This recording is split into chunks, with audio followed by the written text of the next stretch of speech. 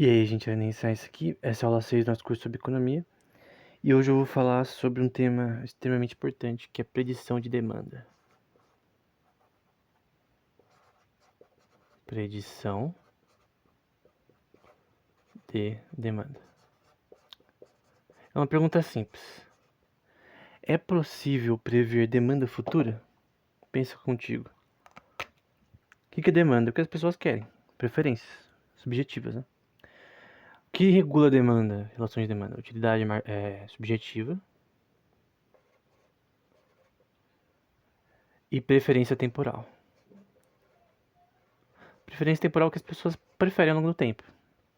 E utilidade subjetiva é porque as pessoas preferem. E o que é uma coisa muito individual, obviamente, não é social. E o que a gente quer, teoricamente? A gente quer dizer que existe, se existe, né? Esse símbolo na matemática significa existe. Existe um algoritmo óptimo f de x, gf de x aqui é uma notação básica para algoritmos recursivos. Então existe um algoritmo, qualquer algoritmo, que produza, que consiga... É um algoritmo de alocação de recursos, por sinal. Alocação de recursos. Então, quantos produtos e quais tipos de produtos eu comprar no meu mercado de tal forma que venda tudo e que não sobe nada, que nada vence. E eu vou colocar só esse número aqui só para lembrar. 16%. Ok. Então, que a produção óptima, melhor possível. N. E esse símbolo significa E na ciência da computação, na metamatemática também, na lógica, na verdade. Também a minha demanda, minha predição de demanda. Minha predição de demanda para produtos sendo finalizados, né? Ou comprados. Você pode ser só um revendedor e tal. De tal forma que eu tenha o máximo de lucro. Que eu vou pôr aqui de faturamento. Pode ser faturamento, lucro, no caso lucro, né? Faturamento aqui. Eu quero maximizar minhas recompensas, meu lucro ou faturamento. Para isso, eu preciso prever a demanda. Eu tenho que produzir de forma eficiente também, porque eu vou ter custos que no geral não vão maximizar meu faturamento.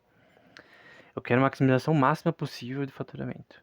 Então existe, talvez, né?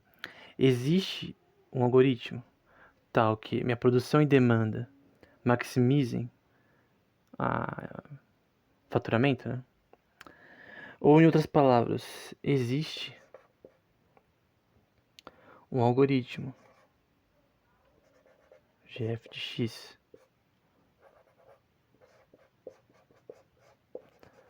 tal que minha produção de N produtos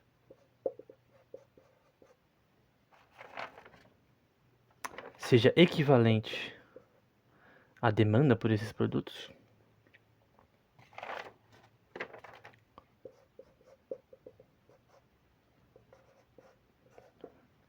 Então, existe, uma pergunta, um algoritmo que permita que a minha produção, o tanto que eu produzo, seja idêntico, equivalente, poderia até nem parecer equivalente à demanda, seria um milagre, né? Então pode tirar um print quem quiser, seria muito bom, né? Imagina se tu tem um mercado e tu não ter isso daqui. Esse aqui é um valor que eu acho que foi uma instituição do Brasil que falou que esse daqui é a média de alimentos vencidos em mercados no Brasil. Pode ser mais, pode ser menos. Depende do mercado. É uma questão de logística e de alocação de recursos. Quantos arroz eu tenho que comprar durante o mês no mercado? Quantos Coca-Colas? Tem uma questão com o fornecedor também. O fornecedor faz aquele precinho maroto. Às vezes o fornecedor meio que, entre aspas, te obriga a, pela questão da parceria, comprar tanto, mas você não sabe se vai vender. Depende do tipo de nicho. Então, pra quem tem uma loja, sabe isso daí, né? Então, logística. Alocação de recursos. Quanto eu posso comprar e quanto eu vou vender. Depende do setor. Você vai ter problemas em relação a isso. O setor de games, por exemplo, que eu vou citar posteriormente, tem associação a isso, né? Isso daqui é impossível. Então eu vou marcar aqui com vermelho. Impossível. Impossível. Quando eu coloco esse negócio aqui na matemática, esse símbolo significa não existe. Então não existe um algoritmo que permita a maximização de lucro, não existe um algoritmo que permita a equalização de oferta e demanda. Não existe. Por que não existe? Porque você sempre vai ter essa margem de erros. Aqui basicamente é uma margem de erro. Isso aqui é uma porcentagem de erro do mercado. Então esse erro do mercado, ele acontece em todos os setores. É o que a gente chama de deadweight loss. Eu não vou mostrar o gráfico aqui, mas posteriormente. É produto inútil. Então você produziu 5 toneladas de café, vamos supor.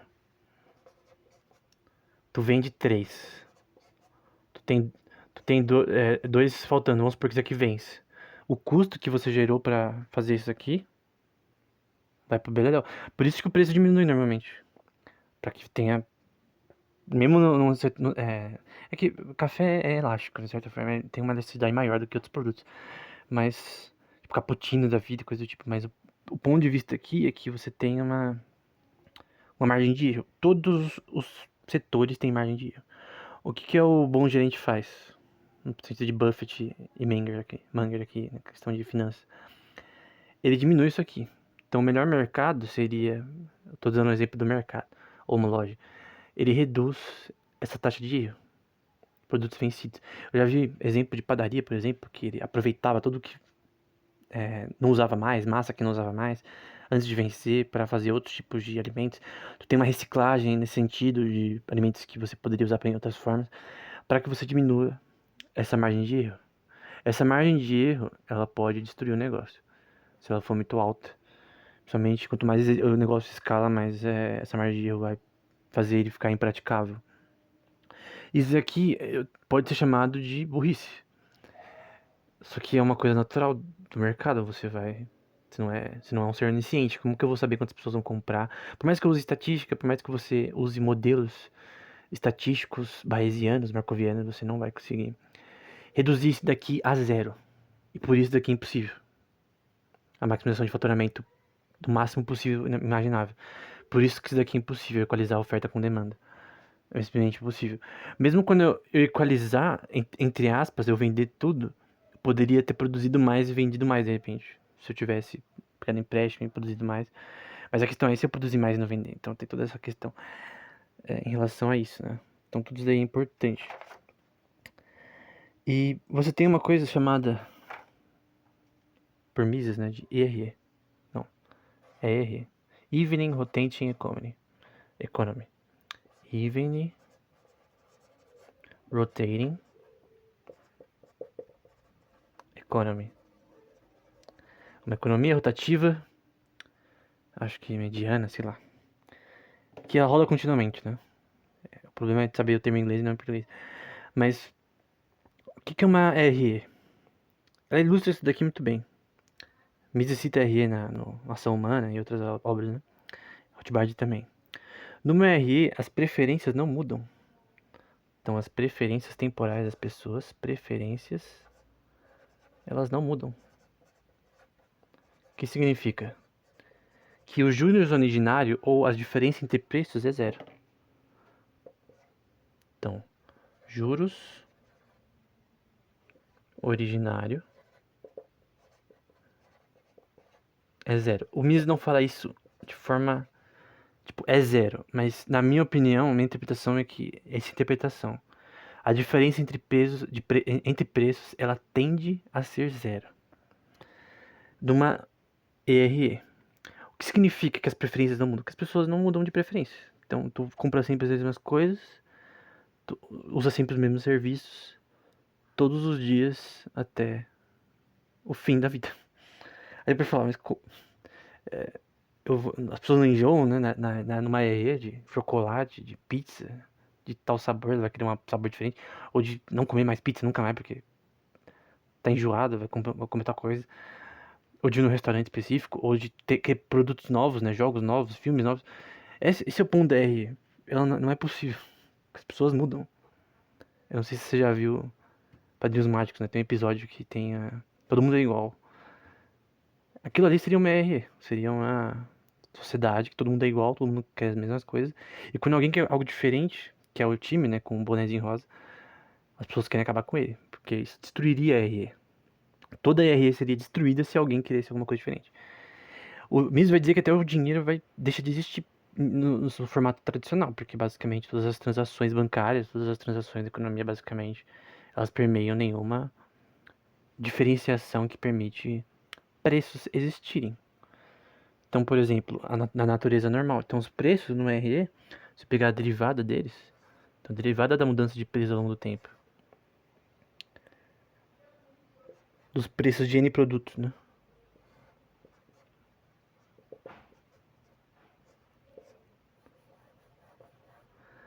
Eles, a diferença entre, na verdade, a diferença entre eles tende a ser zero, né?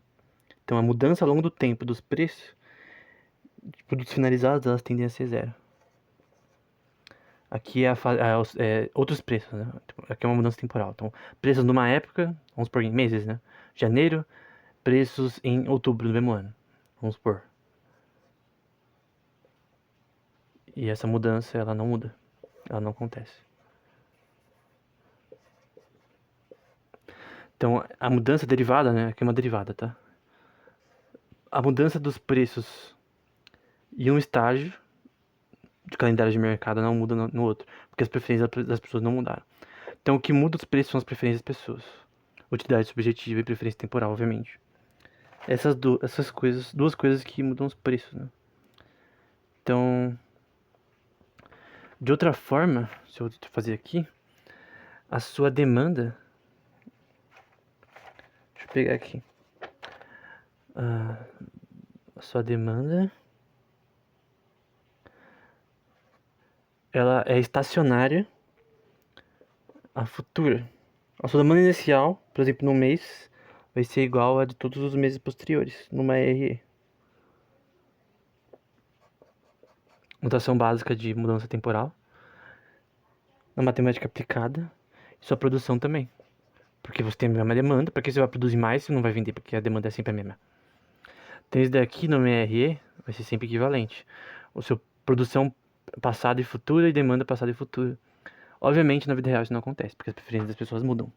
A sua preferência muda constantemente. E nem você sabe o que você vai preferir no futuro, né? Então às vezes, por exemplo, tu vai numa pizzaria, tu já sabe qual você vai comer?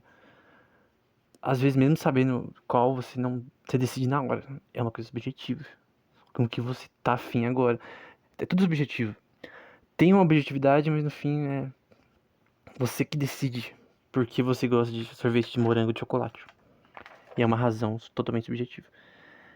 Então, basicamente essa é a ideia, né? Então eu vou fazer assim para quem quiser tirar um print. É isso. Resumo para prever, maximizar o lucro sem margem de erro de mercado é impossível. O que você pode fazer é diminuir o erro em todos os setores da economia. Isso daqui não funciona só para um, dois setores. Todos os setores. Tu vai ter margem de erro. Todos. Literalmente todos. Streaming. Tudo. Porém, além dessa margem de erro, você tem a questão que você não pode produzir ou alocar recursos de tal forma a prever a demanda de forma perfeita. A não ser que você seja um ser onisciente. O que não é o caso.